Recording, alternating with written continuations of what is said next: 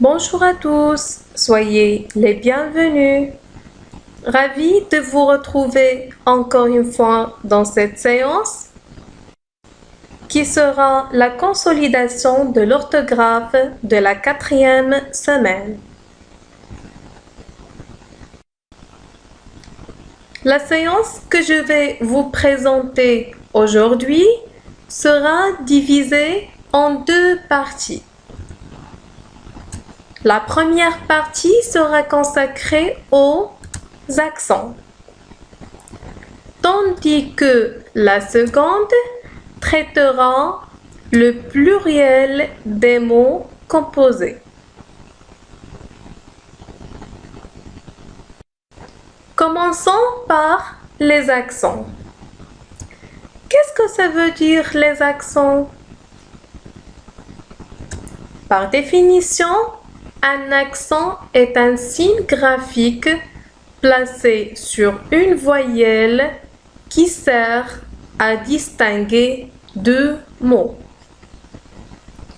Or, on distingue 3 sortes d'accents: l'accent aigu, l'accent grave et l'accent circonflexe.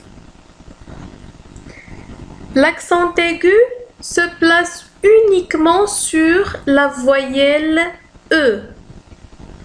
Il est le plus fréquemment utilisé en français, notamment au début et à la fin des mots.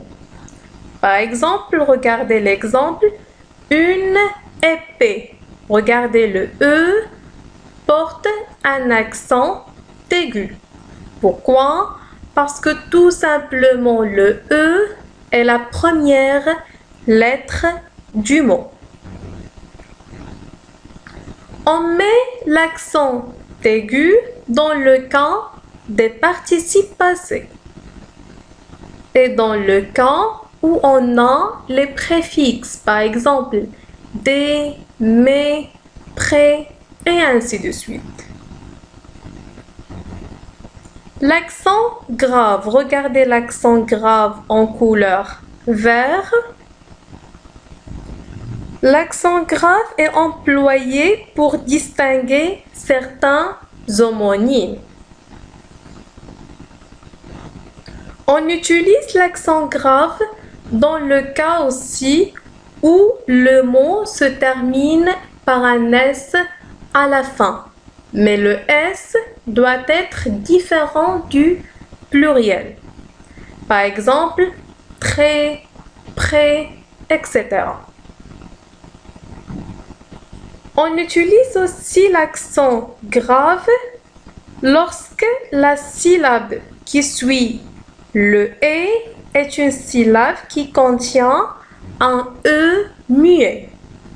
Regardez l'exemple, une flèche.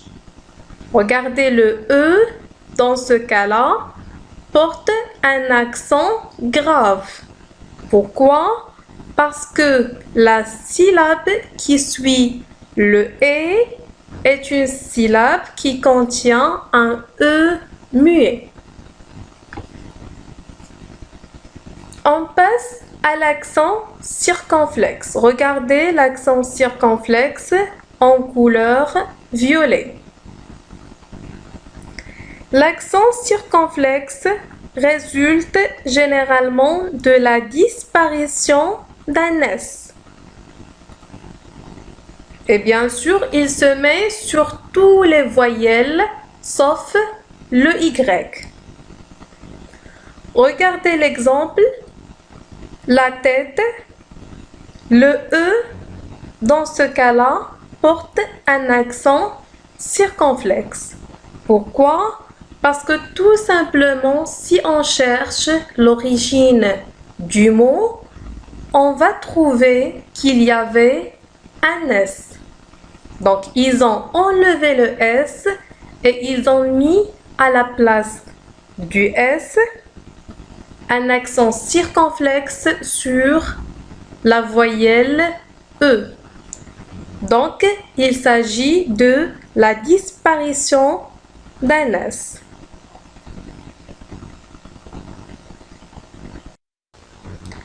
Passons aux applications. Première question.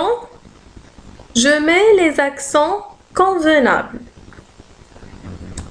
Première phrase, phrase petit 1. C'est la fête.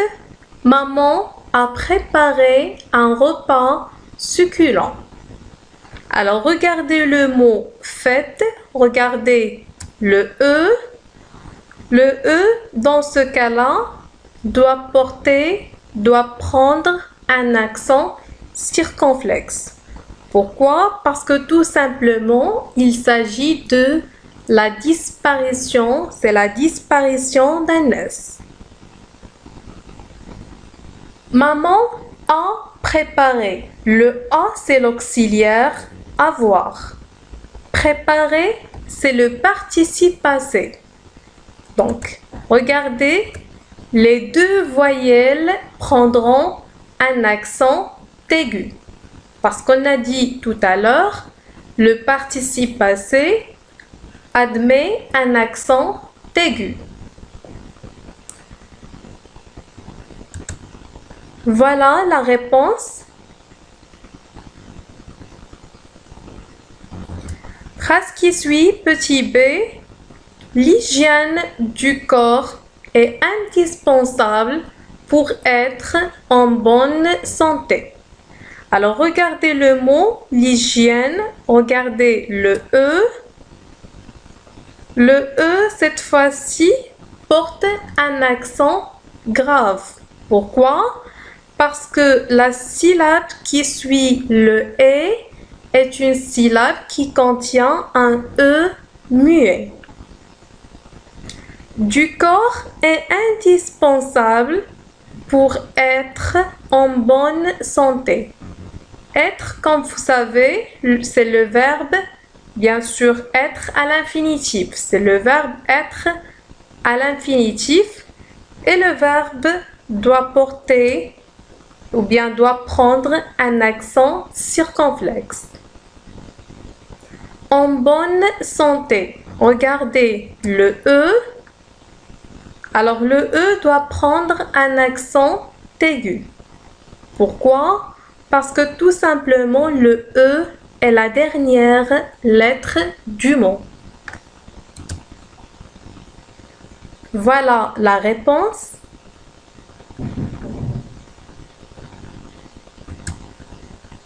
Passons à la phrase qui suit. Phrase petit c. Il vient de quitter l'hôpital où il a été hospitalisé. Alors, regardez le mot hôpital. Regardez le O. Le O doit porter, dans ce cas-là, un accent circonflexe. Pourquoi? Parce que tout simplement, l'origine du mot, c'est hospitalisation. Donc, il y avait un S devant O. Donc, il s'agit de la disparition d'un S. Et par conséquent, ce sera l'accent circonflexe. Ou, regardez le U, doit prendre un accent grave. Pourquoi? Parce que il indique le lieu ou bien l'endroit. C'est pareil. Il a été. Le A, c'est l'auxiliaire avoir. Été, c'est le participe passé du verbe être. Et on a dit tout à l'heure, le participe passé porte un accent aigu. Les deux voyelles prendront un accent aigu. Hospitalisé. Regardez le E à la fin. Le E à la fin prendra un accent aigu. Pourquoi? Parce que tout simplement, le E est la dernière lettre du mot. Voilà la réponse.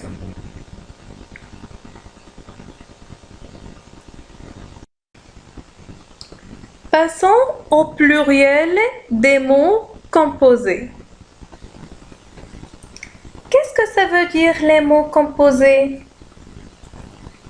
Par définition, un nom composé est un ensemble de mots associés par un trait d'union.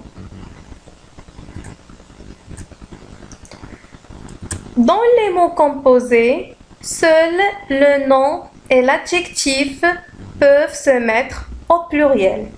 Le verbe, l'adverbe et la préposition sont invariables. À savoir, la marque du pluriel, c'est le S ou bien le X.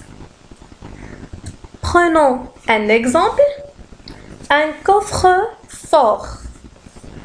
Regardez, coffre est un nom, fort est un adjectif. Donc les deux mots prennent la marque du pluriel, c'est-à-dire les deux mots prendront un S à la fin. Donc ils s'accordent au pluriel. Voilà est la nature grammaticale de ces deux mots, respectivement un nom plus adjectif.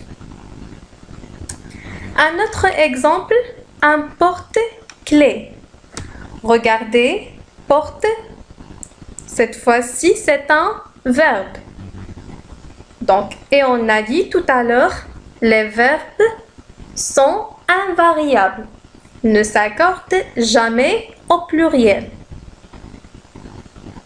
Clé, regardez le mot qui suit, clé est un nom et le nom s'accorde au pluriel. Donc automatiquement, il prendra un S à la fin.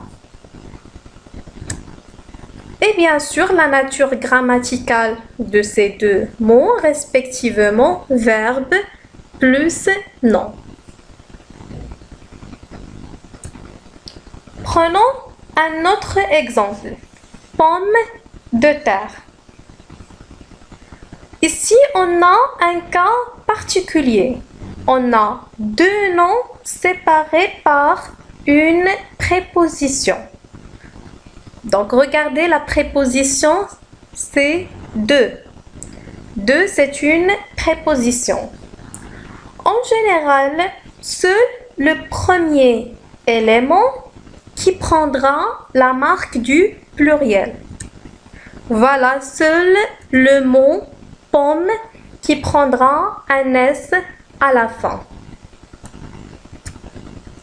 Et bien sûr, la nature grammaticale de ces mots, respectivement, nom plus préposition plus nom.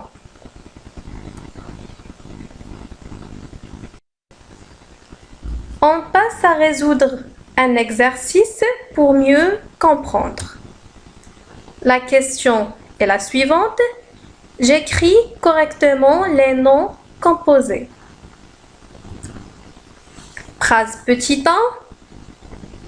Le jour de la fête, je rends visite à mes grands-pères. Regardez, grand est un adjectif. Père est un nom. Alors les deux mots prennent la marque du pluriel. C'est-à-dire les deux mots prendront un S à la fin. Parce qu'on a dit tout à l'heure, les noms et les adjectifs prennent souvent la marque du pluriel. Phrase qui suit, petit b.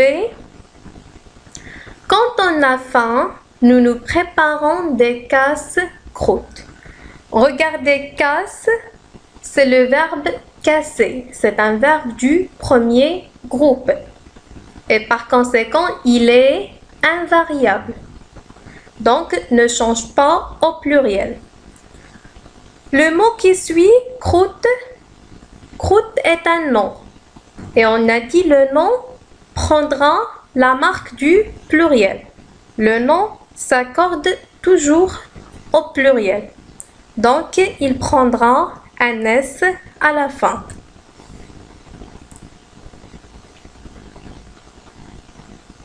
Phrase suivante, petit c. ces ouvre-boîtes ne fonctionnent pas. Regardez le mot ouvre, il s'agit d'un verbe. C'est le verbe ouvrir. C'est un verbe du troisième groupe. Et par conséquent, il est invariable. Boîte est un nom. Et le nom prendra bien sûr automatiquement la marque du pluriel. Prendra un S à la fin. Phrase suivante, petit d. Les trousses des élèves doivent contenir des tailles crayons. Alors regardez, taille, il s'agit d'un verbe tailler. C'est un verbe du premier groupe. Et par conséquent, il reste invariable. Ne s'accorde jamais au pluriel. Crayon est un nom. Et le nom prendra la marque du pluriel. Donc, prendra un S à la fin. Voilà, on écrira taille crayon. Bien sûr, crayon avec un S à la fin. Voilà, notre séance touche à sa fin et merci de votre attention.